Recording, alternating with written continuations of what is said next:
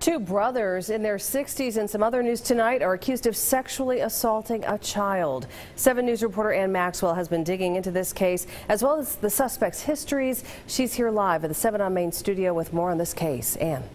Amy, we have learned that one of the suspects is a registered sex offender and that the alleged victim is a family member. I spoke with the director of the Children's Advocacy Center in Spartanburg, and she says cases like this are more common than you might think.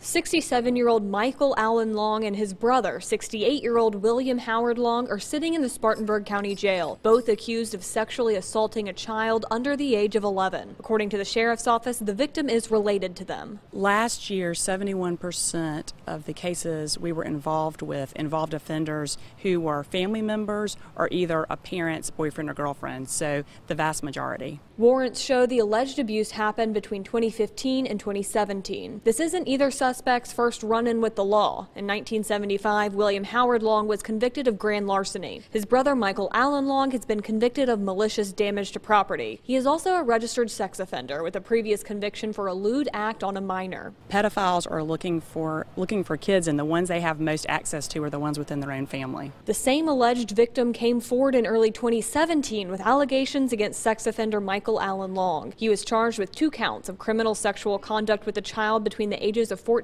and 16. According to the sheriff's office, Long was put on house arrest. The sheriff's office tells us it became apparent that the victim's mother was not ensuring her children stayed away from him during that time. In another interview, the alleged victim said Michael Allen Long had abused them even earlier, when they were younger than 11. The victim also said William Howard Long, another family member, had abused them previously as well. Unfortunately, sex abuse is a way of life in a lot of families in our community.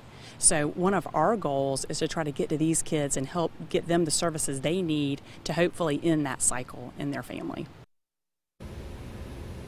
And Cole also wants to make it clear that kids who have been victims of crimes like this can be so resilient. They can absolutely recover and go on to lead normal lives. But she says it's also really important that they get the support that they need going forward. Try to end the cycle of this abuse. All right, Absolutely. So if you are a child and you're hearing a story like this, or you are being abused by a family member, who do you turn to? Because obviously you can't necessarily turn to your family. Right, exactly. It's so sad. She mentioned a teacher, a family friend, a doctor. The Child Advocacy Center is a great resource. She says there are lots of people in the community to help victims of crimes like this. All right, thank you for digging into it deeper tonight.